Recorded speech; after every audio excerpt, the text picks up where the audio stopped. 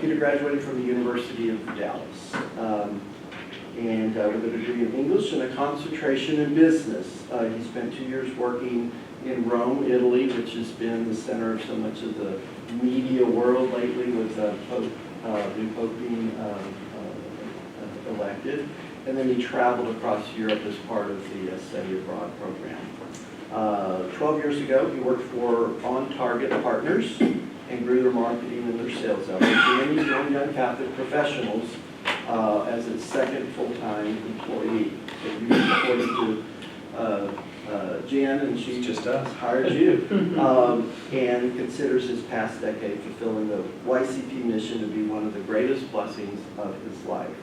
And then he and his wife live here locally with their 3 daughters. So Peter, we'll start with you, and then Carla will introduce you. And so Peter, thank you for being here. Yeah, thank you so much, Bill, and it's good to be here with you all. So this is obviously, this can be much more conversational than any kind of formal presentation.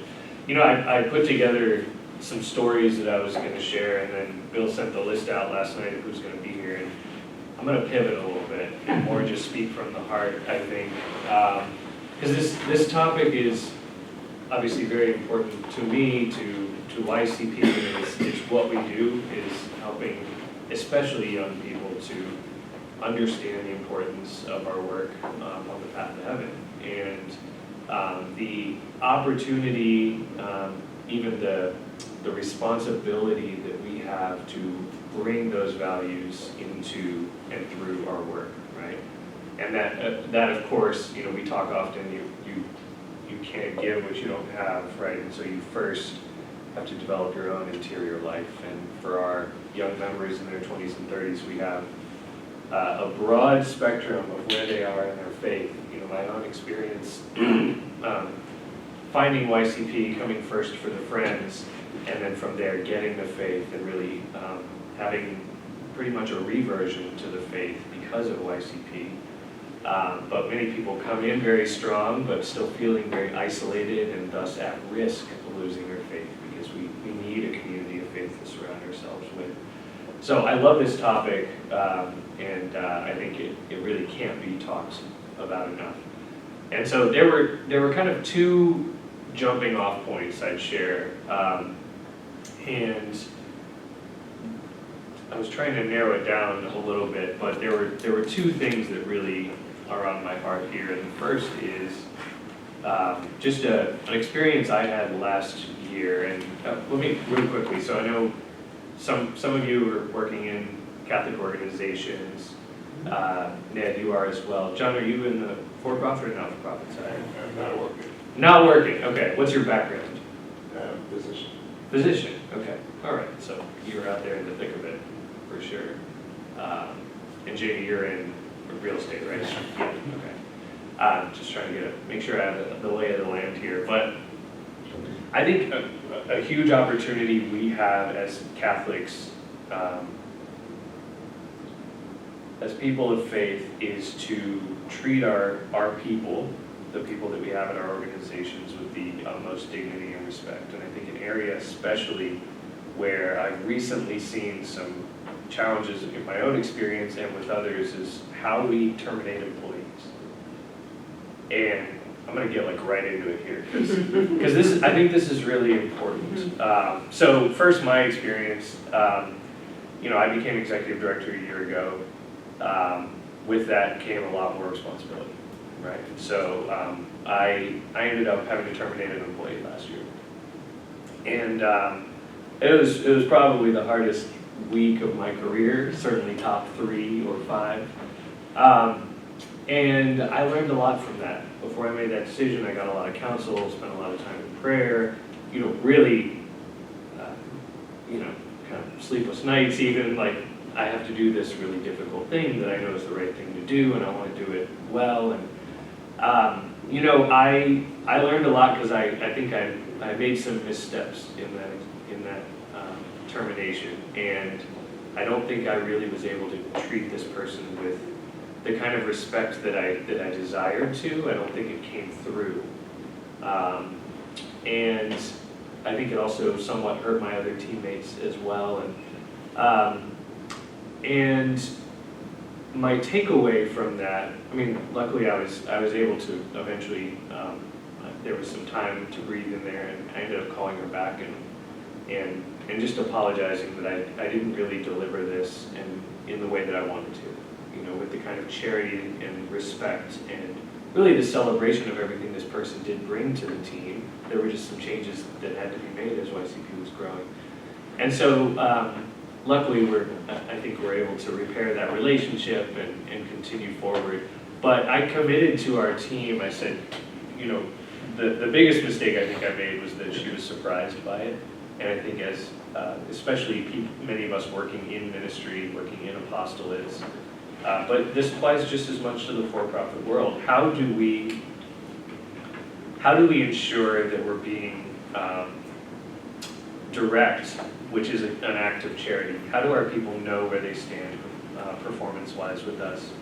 And then when we get to a point where, ideally it's kind of mutually determined, even if the employee doesn't know it yet, how do we really have that conversation in a way that we can say, we want your best, we want you to succeed.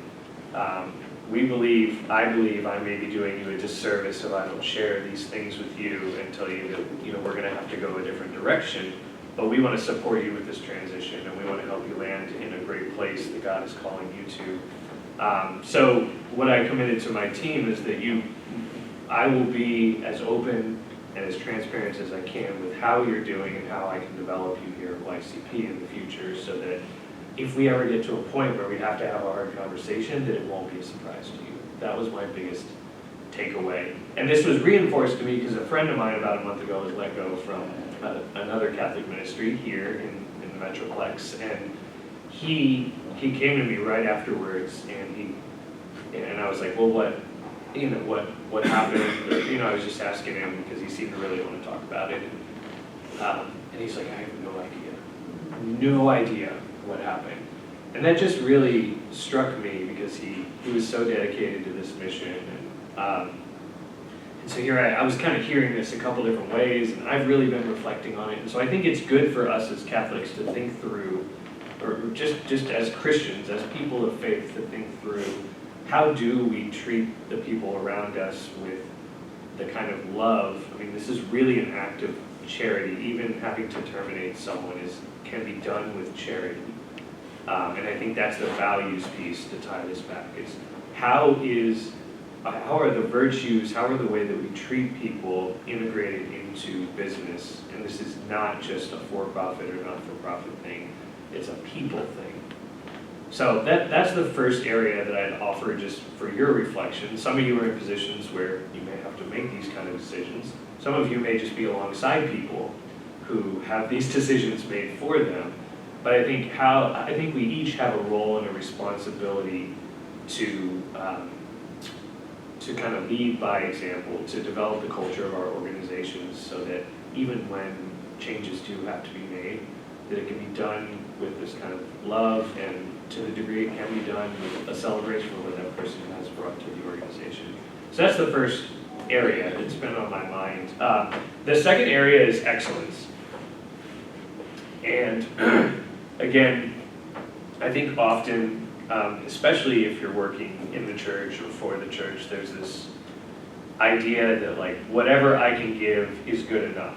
And that is true in many ways. Whatever I can give to my work is good enough. But I also think sometimes we set the bar a little lower than we should. And so as leaders and as employees, what is the bar that we set for doing excellent work, doing exceptional work? Because if we're called to become saints, which I believe we are, that's perfection that we're seeking. Be perfect as my Heavenly Father is perfect. Then why shouldn't everything else that we do on that path towards sainthood reflect that desire to be perfect in virtue? Why shouldn't our work also be perfect? Now, there's the vice that we're staying away from here is pride, this perfectionism that comes from, I can achieve perfection, which is not the case, we know. But I think this, especially as leaders, we have an opportunity to set the bar high for our teams. Not just because good work leads to good outcomes for this mission or for your patients or for your clients. It's about this being an important way that we show love to God and that our work matters on the path to heaven.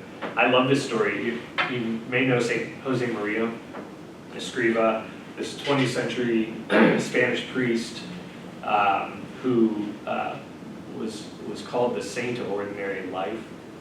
And I've just gotten to know him recently. We did a conference on him a couple of years ago. He was really the theme and the content of a lot of the YCP conference. But he tells this story when he was in Burgos in Spain. He would take these young men that he was giving direction to up to the cathedral in Burgos. And this is an unbelievable Gothic cathedral. It took 300 years to build it. And he would take them up to the top. And he would show them this intricate stone lattice work on the very top of this massive cathedral. And he would show them the details, the exquisite beauty and details of this lacework and stonework and the gargoyles and these steeples. And he would tell them, this is the work of God right here. And he'd say, look down below. No one will ever see the work that was done on the top of this cathedral. And yet the stonemasons did it perfectly. Because they knew that it was more important that they do the work for God than they do the work for man.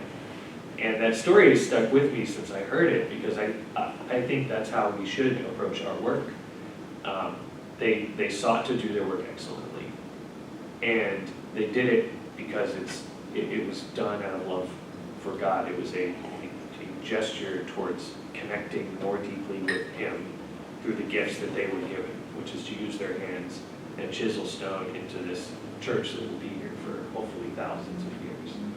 So I think those are the two areas on my mind as I think about this values at work. Is how are we treating our people with the culture like at our company? How are we developing people into who God is calling them to be? What's the professional development look like that we're offering them? And then how are we really establishing a high bar of excellence in our work product for everyone that's involved, starting with our teammates doing it for each other, and then rippling out from there to all the people that we're impacting for our faith and our work. So I'll just put a pin in it there and pass it over to you. So just a quick introduction, thank you for that. I love the imagery of being so far up, and not everybody would see it, but yet they said we did this for excellency for God. Thank you. Carla Haynes grew up in Hawaii. When we were talking, not many people have been to a town that bears my last name, even though I'm not Hawaiian. She lived not too far from the city or the village of Kula, Hawaii, which is on Maui. She's the daughter of missionaries who still are missionaries. She spent a large part of her childhood in the mission fields of Asia and in the South Pacific. She graduated from Indiana Wesleyan University with a bachelor's in political science and international relations. She worked for a person many of us know here in North Texas.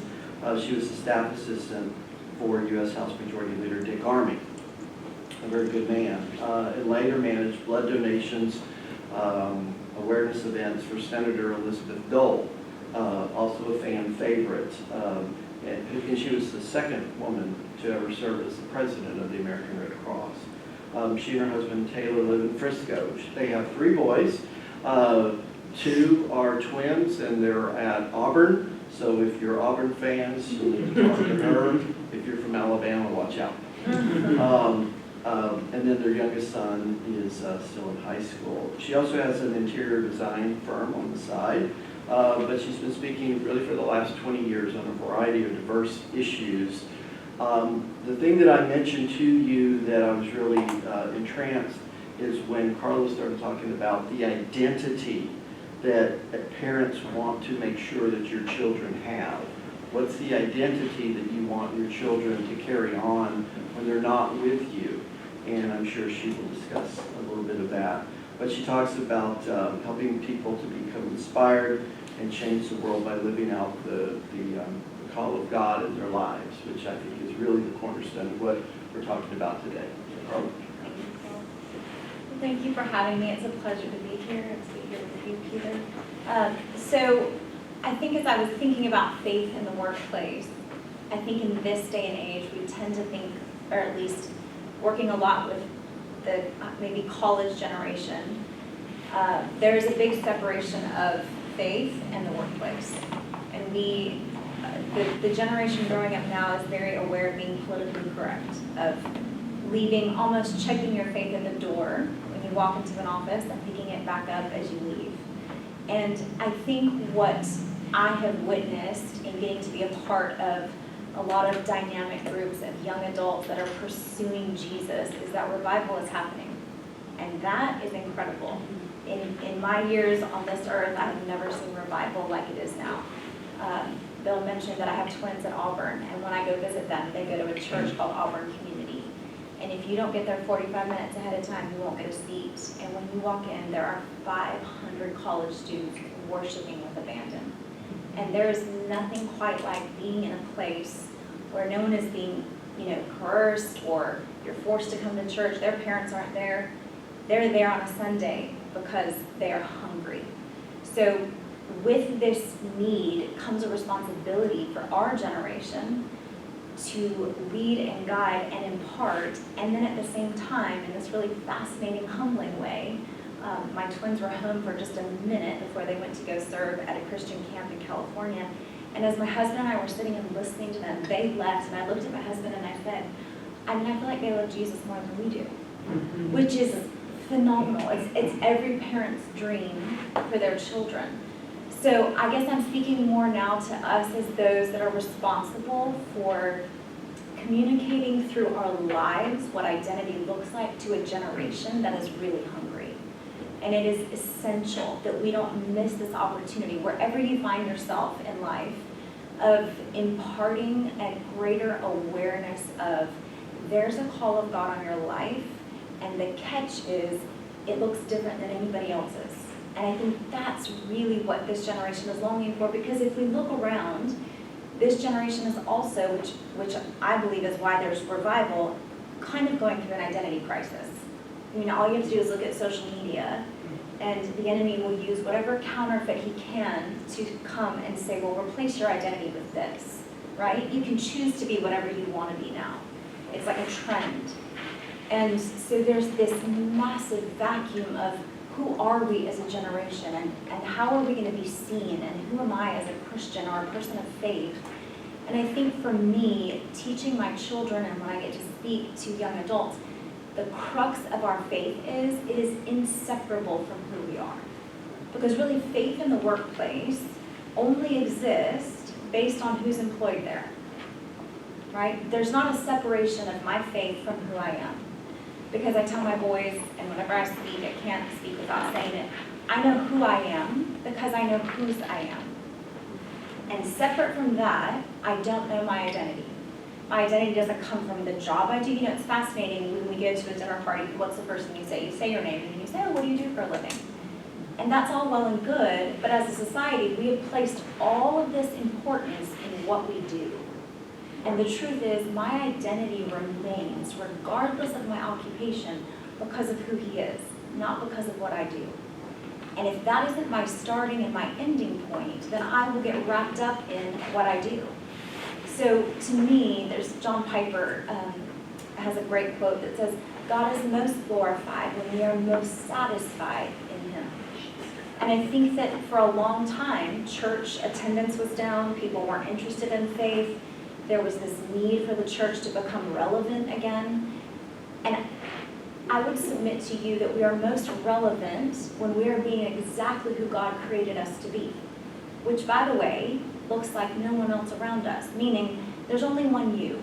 My twins are actually as identical as twins can be. They're what are called mirror twins, which is really fascinating, and I didn't even know it existed until I had them. Which means that when Luke faces Jack, everything on Luke goes to the right. His hair parts to the right, he's right-handed. Everything on Jack goes to the left. And on the exact same day when they were 4 months old, their opposite eye teeth came in. Right eye tooth, left eye tooth, like just crazy. right? And see, we make God so small. I mean, half the world doesn't even know that that's a thing. 13% of identical twins are mirror twins.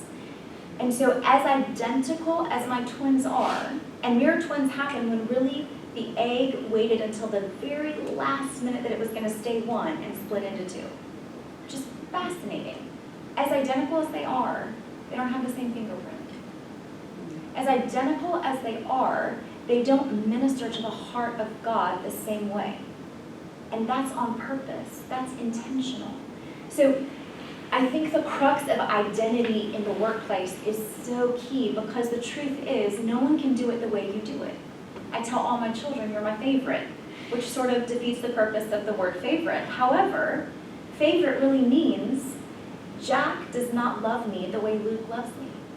And my youngest Tay does not love me the way Jack does.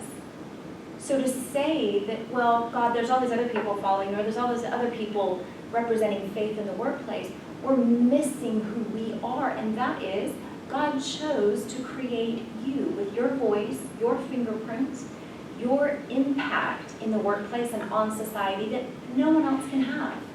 It says in the New Testament that no one will follow the sound of an uncertain trumpet. And so I'll often say to my boys, hey, what's your sound right now? What's the sound coming from your life? Because the sound that's coming from my life is very different than the sound coming from Peter's life. And that's on purpose, right? That's how God intended it. Because the truth is, if we could see ourselves the way God sees us, we would never want to be anyone else. But we see ourselves through the lens of the world. And that's why when we get back to, hey, God, remind me how you see me first, because my identity comes from that place, and then out of that place comes this love to be satisfied in who you've created me to be. And the truth is, that's what the world is desperate for. They don't need more church. They don't need more rules. They don't need more judgment. They need people who carry something that they're desperate for, and that is freedom. And in a short way of putting it, free people should look free. And I think for a long time, the church was not attractive because we looked like a bunch of rules. And we didn't have college kids storming the doors and doing whatever they could to get into church. And now you do, because the world is desperate for a Jesus that says, I created you on purpose and for a purpose. And he didn't create you to work a 9-to-5 for 50 years and go home retired and do something that never satisfied the God piece in you. He actually created you to thrive in every single season. You know, Christianity is not just punching our ticket so that when we die, we get to go be with him. It is about living an abundant life in the here and now, and your abundance is living out of the place that you know who you are. Because when I know who I am, then there isn't anything I can't do. And every single one of us sitting in this room, we're created to be world changers, right? It's not just, I went to church and I did all the right things and I was kind to my neighbor and I helped the poor. No, there's something birthed inside of you. You carry the DNA of Jesus inside of you, right? In his image we were created, which means I have a responsibility as an image bearer to do something with that identity. And it's not just to go do what everybody else is doing. And so often people will say to me, well, how do I find my purpose? And my quick answer is, what is it that when you're doing it, you come most alive? You feel most alive in that place. Because we've relegated God and Jesus and the Holy Spirit to a building and to a church. And the truth is, we are the temple of the Holy Spirit. Everywhere we go, we carry his image and his presence. That means when I walk in the door of work, Jesus goes with me. And Jesus did not go anywhere and leave it the same. So there's an imprint waiting for me everywhere I go because I carry his image, and the way I express him is unique only to me. For all the people that have lived on this earth before me and all that will come after, no one does it how I do it. And when you recognize that, there's this celebration of your uniqueness and an awareness of your responsibility to do something with what you've been given, to have a voice. Peter mentioned it earlier, but I'll say it all the time to my children, you cannot give away what you don't first possess. So you have to be people of identity and know what you carry, because when you walk in the room, Jesus walks in the room. He is inside of you. That same spirit that raised Jesus from the dead lives inside of us. So we get to ask ourselves, Jesus didn't ever check his identity at the door. He didn't go to work and say, well, I'm going to put this over here, and then I'll come be with these people, and then I'll get it back when I go out here. He was Father, Son, and Holy Spirit traveling around everywhere he went, and you got all of the Godhead in this one man who was fully man and fully God. And while we are flawed, that same Spirit lives in us and requires that we do something with what we've been given. Because then, my work is not just something over here on the side. They are one and the same. They are absolutely married and cannot be separated. And if Jesus isn't relevant in the workplace, then where is he relevant? See, we've decided where he's acceptable. And the truth is, you all have coworkers that are desperate for the Jesus that you carry. And I think it's getting back to that place of, what is the sound coming from my life? Whether, again, whatever season you're in, you were meant to leave a mark that changes the world. And whether you had parents who told you that growing up or not, that's our responsibility now. And whether that's through your children or through your coworkers, it really, in my opinion, begins with, who does God say I am?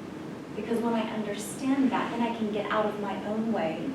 Then I don't sit and rehearse all the things that I don't believe to be true about myself and listen to all the lies. See, the problem is for so long we've listened to lies about our identity, but those lies have now become our truth.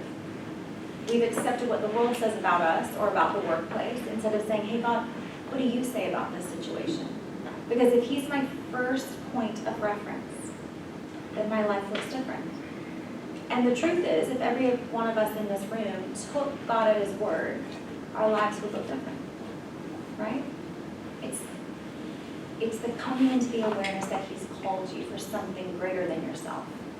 And as we know him, then his promises for our lives become sort of a blueprint that we get to follow, become the path of, this informs my purpose, meaning when the thing that you're most alive doing comes into connection with your identity, that is where the Spirit of God resides. I'll use the example of my children playing sports. My dad was a professional athlete. He passed down some great genes.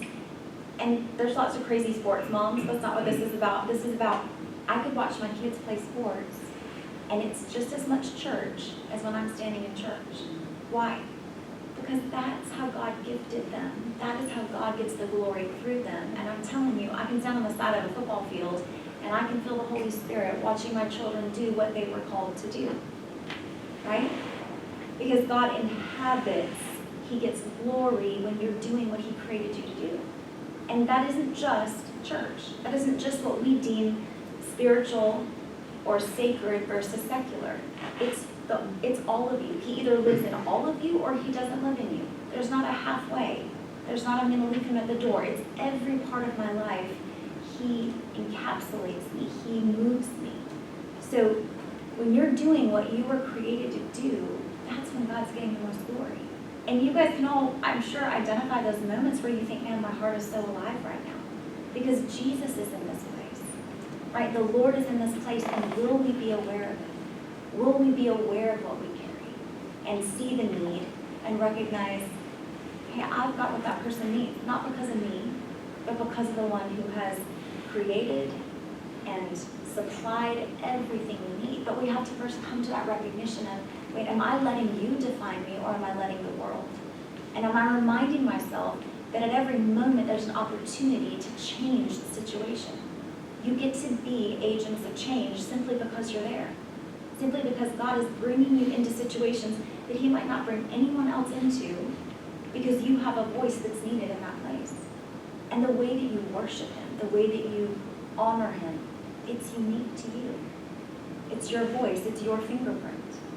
And it's absolutely essential in this generation that we be aware of what we carry and that we give it away, that we're vocal with our children and with the people around us, because he's called you into that workplace to change that workplace.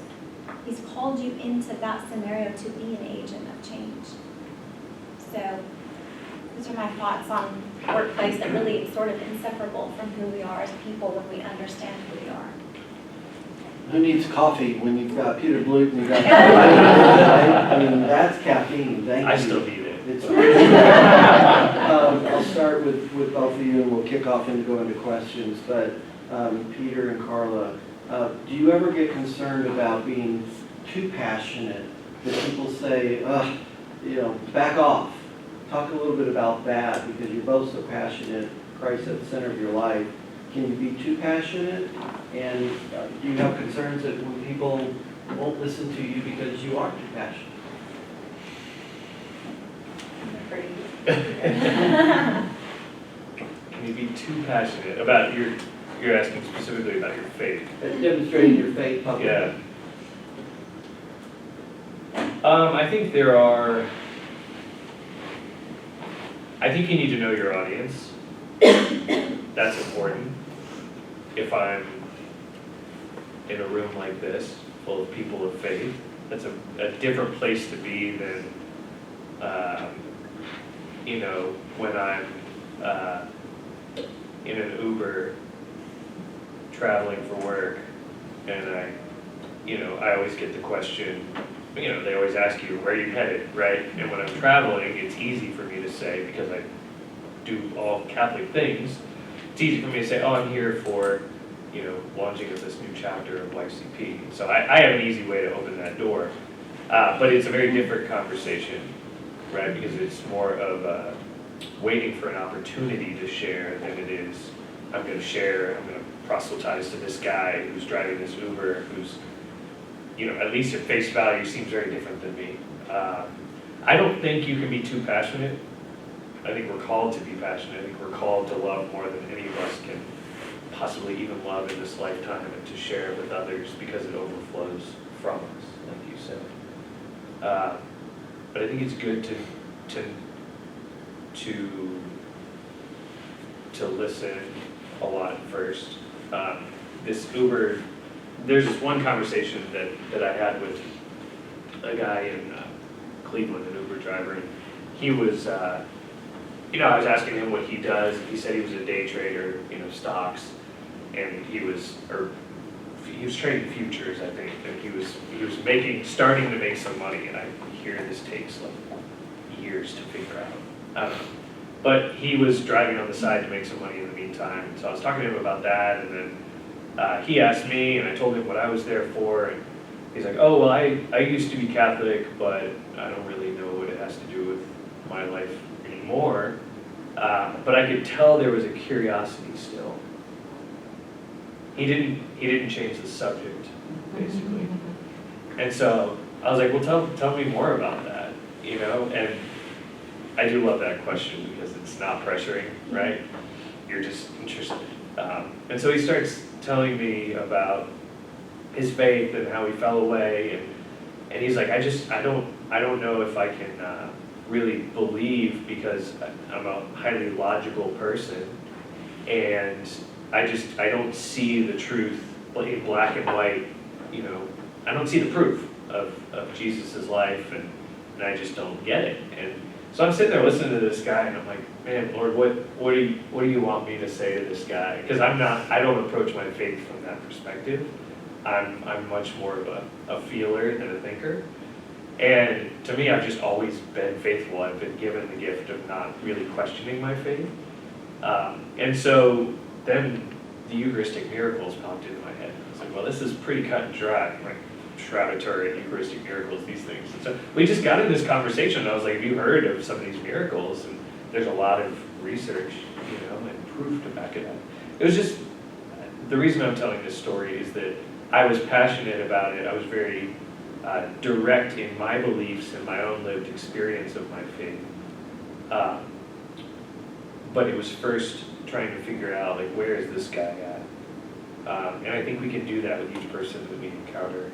But they will know that we love. They will know that we have that kind of passion because we share things from the heart. We share things from our own lived experience. And it's not advice. This is what my experience has been. I think that's what I found at least resonates with people. What do you think? Yeah, I think absolutely in line with what Peter's saying. I think I'll put it this way, I don't know that the church is at risk of being too passionate. And And I think that we say, well, you can be crazy passionate about a football game, or you're a sports fan, but then we're gonna put church and religion and beliefs over here because you don't wanna offend anybody. And the truth is, Jesus wasn't worried about offending people. And so I think there's this sort of awakening for us. Again, I reference younger people because I really believe that the revival that's happening on college campuses is the result of years of prayers of people that have gone before us. But they are nothing if not passionate. You know, there's whole football teams going getting baptized in fountains, and there is a hunger. And so I think passion is what drives us. Jesus was passionate. He didn't apologize for what he believed. He said narrow is the path and few find it. He didn't sugarcoat it. So I think it is important to read the room. I think Peter said it very well when he said, I think it's important to ask questions instead of come across like we're telling you what you need.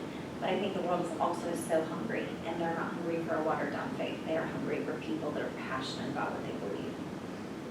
Yeah, I think lukewarmness is the danger. Yeah. Not passion. Open to questions?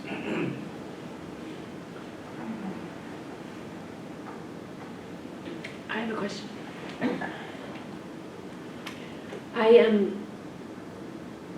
I'm struggling in my faith to know and have confidence with the younger generation. And by younger, I mean 28 and down. And it seems like throughout my life, I have been able to do exactly, Peter, what you did, judge, and judge, you know, kind of, and trust the Holy Spirit in me to you know, to help me to set that, okay, what, you know, what's a great question, Brenda, what, you know, what you can do. But I'm losing confidence with this younger generation, and a lot of them probably are, because that's the age of a lot of my children. But if we really believe that, and I believe that the Lord has an answer for every generation, could you all give me a couple questions that would be that lead-in to what would make them open up? That wouldn't be threatening, that wouldn't allow them to gloss over and go, oh yeah, here is just this mom who is, you know, going to try to make my mom happy because I'm trying to get them to go back to church. Do you have a couple, I mean, you guys both, it sounds like, deal with the younger generation. So do you have any like lead-in questions that would be something I could ask?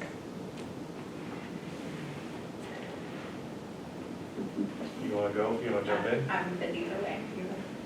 Well, firstly, I know that's very difficult. I mean, I talk to a lot of parents whose kids have left the faith, or grandkids, or so whatever you're going through, I know that's you're not alone in that feeling. Right. And if I could just say, I don't think that necessarily as parents that's our playing field, our own children. Yeah.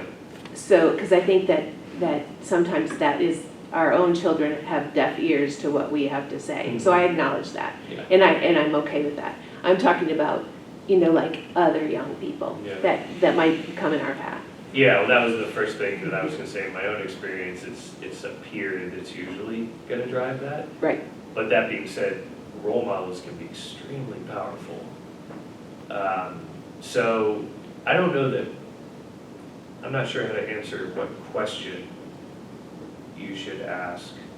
But I think that the most powerful thing that we can experience is witness through our actions.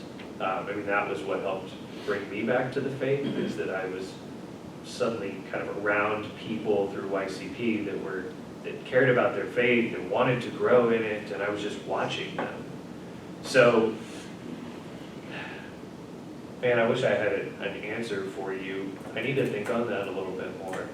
I mean, I think it probably is going to come from something that they are most passionate about, and somehow linking that to something that's bigger than them. I mean, I think that's how most of us come to grow in our faith, is that there's some hurt or some depth that hasn't been plumbed yet that then eventually drives us to someone or something that can help us then see Christ in the world in some way. So maybe they haven't experienced that. Not that we all have to hit rock bottom to find Christ, but I think there has to be some need that they recognize isn't being solved by other things that they're doing in the world. And I think until we get outside of ourselves, or how do we help other people around us kind of recognize that desire that we have that is not being fulfilled by the world. I mean, I think work is an interesting one. I mean, you talked about this as well. Like, if a young person is placing their identity in their work, then I wonder if there's questions around that, like, well, how's that going for you? I mean, you wouldn't say that Right, sarcastically, right. but I mean, I think that is, yeah, I mean, you see was it a gas station, and there's a guy in like a $500,000 car filling it up. And I'm so curious to talk to someone like that. That's an extreme, but like, how is that going for you? Yeah. Like, Yeah. was it everything you thought it'd be? Yeah. You know? Where is your identity? But God's tough. I don't have an answer for you, but I think somewhere in there, yeah, the role model thing is huge though. I mean, I think so too. I would just add, Brenda, to what Peter's saying, that I think for me, the quickest way to get to the heart of a question with this generation is to say, what do you believe about God? You know, A.W. Tozer said, what you believe about God is the most important thing about you. Because it's our lens. It's the lens through which we filter. So even if you meet a young person who says they don't believe in God, then ask them, well, what do you think about when you think about God? What is he to you? Because now you're really putting the sort of onus back on the individual, and you're asking questions that cause them to say, well, why do I believe this? Because often their burden or their angst comes from something where they feel disappointed. They thought God was going to come through for them and he didn't, or injustices in the world, causes that this generation is taking up. There's a million of them. And so I think getting to, what is it that you believe about God? Has he disappointed you? Is he real to you? Because now you're asking them to get to the heart of what they believe, because the truth is, the follow-up question often is, what is it that you most need right now? What's your greatest need? And so then combining those, whether the person sees it in that moment or now you have prayer points, but this is what you believe about God and this is what you most need. And the truth is, this is the answer to this. But letting them journey there on their own and having a discussion. I think as a parent, and I know everybody in this room that has children can relate, it's hard to ask scary questions, right? Because I just want everything to be okay. I just want to solve all the problems. I don't want you to be disappointed or feel like God's not real. But the truth of the matter is, their journeying through that season that is so hard is actually the answer to your prayers as a parent, because that is what solidifies what they believe. And if we never have to question our faith, then we don't know why we believe what we believe. And then we don't carry the Jesus that's impactful. We carry the Jesus that was handed down to us because we went to church. So that season that's hard, I would just encourage you that that season is actually bringing forth gold that you've been praying for, because they're having to journey to, wait, why do I believe this? Or why do I believe God isn't good or is unfair? Because no matter what story is told, there's not any story that goes deeper than the love of God. And it's that journeying of getting there. So I think asking them really big questions is great, because then they have to wrestle with that on their own, and you get to be a part of the prayer on that path. Thank you. Other questions or comments? Carla, you mentioned like the seeing like your own children and their kind of their purpose and their identity as like sports, and use that as an example. But I didn't catch how old your children are, but I have really young kids. Mm-hmm. How did you go about like really seeing what their identity is and helping to bring that out of them?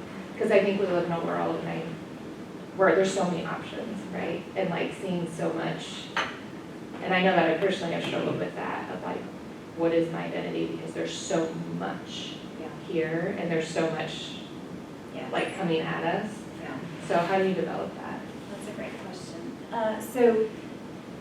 And this is my passion, so again, I could probably talk about this for 5 hours, you guys would all be falling asleep, but I think too, what was passed down to me is that I have parents who from the time I can remember said, there's a call of God on your life. They didn't know what it was when I was 3, but they were speaking that out. So I think, again, that's that identity coming from you and that confidence, especially in moments where you're like, I actually have no idea, right? It's the faith when I don't see it, but I trust. I think that coupled with, remember, this is who you are. So if my children had $1 for every time I said, your words create your world, or all the phrases that I say, they love to say that I'm the quote mom, because I'm just always saying something. But I'm like, I love it, because you're going to remember someday when I'm long gone, you're going to remember my mom used to say this, or she was quoting scripture, and those are the things that don't pass away. But I think the key is identifying truths about who they are that are immutable, meaning, I shared this story about my children, so my twins are 21, and they were amazing athletes, and so was my youngest. And the truth of the matter is they ended up having horrible injuries. My one child had 3 surgeries in the span of 3 years, and they were significant surgeries, and all from sports. And they watched their dream of playing at the next level completely die. So it was a wake-up call for me of, wow, did you put all of your identity in that thing? Or did I do a good job saying, hey, this is a passion that you have, and even if all of this gets taken away, you are intrinsically valuable, and nothing you do can ever take that away, because you're made in His image. Because if you don't choose God right now, there isn't a day that He will not spend chasing you down. There's nothing you can do to make Him love you less, and there's nothing you can do to make Him love you more. And I think, we have moments, and again, my twins were home, and so I was getting to ask them questions. And I love asking questions. I'll do sort of like this weekly check-in, and I'll be like, here we go. I'm like, yep. Like, what do you need more from me as a mom right now? And it's really fun to ask little kids that, really. And I will share this one practice, because I think practical application is the key to change. You can have all these good ideas, but if you don't have practical application, they're just good ideas. And when my children were little, they would get in the car, and I would say, I'm sure you all do it, highlights and lowlights of the day. But I would say, what was the best part of your day, and what was the worst part of your day? Because this is what I've learned in teaching young adults who are now 25, who are sometimes incredibly gifted, talented, and still believe all these lies. And so let's just say hypothetically that one of my children said, well, I was on the playground and Johnny said that I'm not fast. Or Susie said that kids are mean. Kids say stuff, right? So I would literally say to, let's say it's Luke, I would be sitting in the front seat. I can remember this clear as day, and they are seemingly so old now, but it will go by in a flash. I would turn around into the back seat and I would just touch Luke's shoulder. And with my hand physically, I would say, hey, Luke, I just take that lie off of you and I replace it with, you're brilliant, you're gifted, you're fast, you're everything He's called you to be. Because what happens is if I don't pull out the lie and replace it with the truth, the world is going to continue to tell my child a lie. And studies show that by the time those children are 12, they are trying to be a counterfeit of somebody else, right? And the truth is we were all born an original, all of us. But children, especially in this day and age with social media and all the things, if the identity isn't coming from the parents of remember this is who you are, remember this truth about yourself, because no matter what happens, on your worst day, you are absolutely loved. So when my twins came home from college, I said, I just want you guys to tell me if this is true or not. I might have done a lot of things wrong as a mom, but one thing I know is that you will never wonder if you were radically loved. And they're like, Mom, we will never wonder. Because I said it 7,000 times.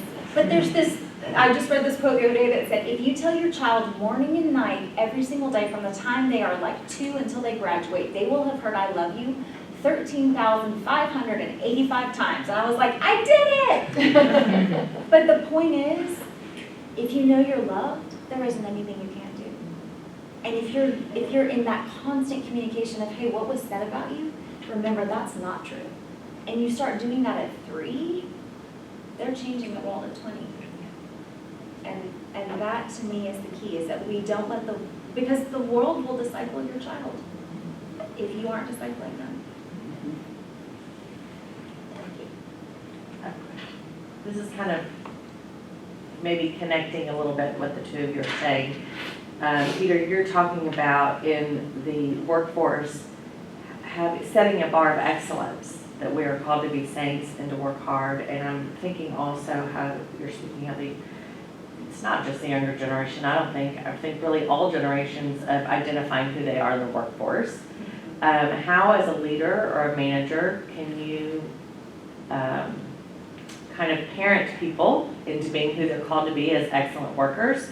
But it's really more of a mentorship. It's not always parent, because let's be real, you're in a workforce where you need to have excellence enough to be successful and have growth and change and make an impact through the organization that you're with. And I think all of us in Catholic organizations sometimes see that as a little easier pathway, but we've worked in both secular and religious organizations, and there is a commonality that I believe excellence does come through that. And I'm wondering if you can share any of your tips as a manager or leader. Yeah. Yeah, it's funny because now, so I have a 5-year-old, 3-year-old, and 1-year-old, and my wife is really into parenting podcasts, so she'll earmark certain episodes that I'll listen to, and I have found that I use it both ways, coaching with my team and coaching my kids, parenting my kids. Like, there's a lot of similarities. I think that one thing I've learned is that our coaching needs to be loving but clear at the same time, and that's a tough balance. It's the same for parenting, I think. Loving but very clear. We talk about setting boundaries. You don't call Daddy stupid. Last night, Daddy was being called stupid. You do not call Daddy. We do not call people names in this family. And with the team I work with, there's times when it's important that we say, you know what, this wasn't your best work, but I have seen your best work, and that's why I know this isn't it. So reinforcing before that, hopefully, when you do see exceptional work and going out of your way, I've had to learn, I've received coaching, but I have to be more specific in my praise of the work of my teammates. I think I'm being, exuberant about something, but it comes across to people as not specific enough. It seems a little too surface level, and because of that, a little more insincere. So I've learned to be very specific in my praise. This thing that you did was exceptional, and it drove our team, mission, project forward because of these reasons. But then I can say to them on the other side, that was not your best work. I think you can do better. Go take this, try it again, and come back. And then if they want coaching, if they want help with how it can be better, then there's this conversation where I'm helping them to become more of who I think they can be, because I've seen what they can be, and I want them to keep doing it. So, that's a way that we have tried to build that into our culture at YCP, not even just from me as a manager, but also, and this is next level, I'm not sure we're quite there yet, but how do you as peers working together to say, like, not only praising what is done well, but being more open when we think there was a miss with someone. There doesn't have to be any authority there to be able to coach a peer. And I don't know, does that Yeah, help? sure. I think it absolutely, yes, it does help. If you talk to people, it's interesting, you'll hear different stories of how in different work areas it's been more successful than others, but there's always something to glean. And it goes, in my mind, it goes to that responsibility of bringing Jesus to work, So how do you interact with a peer? Are you having a fierce conversation or not? Or are you just saying, well, I'm gonna check into work and I'm gonna check out, and I'm not bringing God in that responsibility to make myself better and the people around me better, Yeah. you know? Well, and I mean, one of the things we probably most talk about at YCP and all the speakers and mentors is, how are you praying in those moments before those conversations, even if it's a split second? Right. How are you offering this moment to God and saying, Lord, this may be a pretty difficult conversation. I have to provide some feedback to a peer or an employee or, a volunteer, God forbid. We have almost 900 volunteers that work at YCP, right? And that's tough, right? People don't want to tell volunteers that we can do better, we can do more, and I'm going to support you to do that, but we have to do that.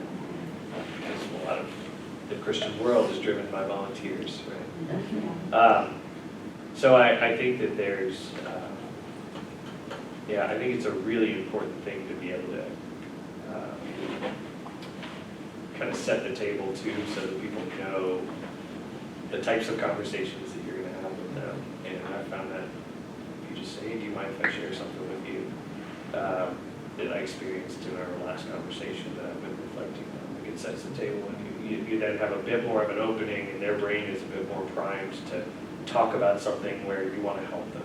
You want to help them to be more who God's called them to be. And praying about that beforehand is a good habit I've found as a leader.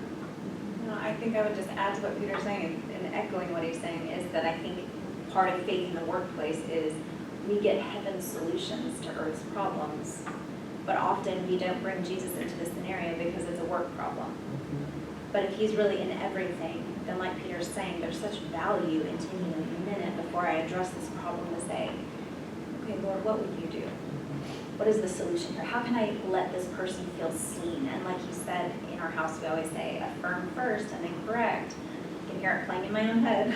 Before I'm gonna go say something to my children, remember to affirm who they are first and then bring the correction, because there's that foundation then of, wow, I know you care about me. So I just think a lot of times we miss solutions that God is there waiting to give because we've relegated faith separate from the workplace. We used to say in our house, when something controversial would come up, what would Jesus do? And it sort of gives you a minute to stop and think, and even though you don't really maybe know the answer of what Jesus would do, it makes you reconsider your what you think is the right thing to do. Yeah, it's probably not what you were about to do. Right, exactly. It gives you a Yes. reason to pause and be a little more thoughtful and mindful. Sabrina, remember these? Yes. It's my 1990s, my keychain forever. We've got time for one more question, and then what we'll do is a very quick lightning round. For those of you who are guests, just let us know who you are, and if there's something newsworthy or eventful that you'd like to share, particularly if you have a job opening, if you're looking to fill some position at your firm, or if you've got a major event that's coming up, we invite you to offer that up. So any final question from anybody? Maybe not a question entirely, but my life has been greatly influenced by Living Your Strengths, Strengths Finder, Strengths 2.0. Everything that you guys have all been sharing, all this beautiful wisdom you guys are sharing, can really be encapsulated with the Strengths Finder or Living Your Strengths assessment. Do people know about this? Yeah. You take an assessment, you get your top 5. And I'll just share my experience. I work with high school faith ministry. I'm a father, I'm a husband, I'm a worker. In every part of my life, it's been so helpful to know individuals' top 5 strengths so that I know how to help them. I know how to minister to them. I know why my children have fisticuffs. I know in work groups what's going on. So I just wanted to pass that on because I'm hearing everybody say the same kind of thing. We are unique. Christ lives in us. He built us a particular way. No one else has ever been created like us. And this is a tool that helps you get at that essence. And it can be helpful in any situation. So I just wanted to share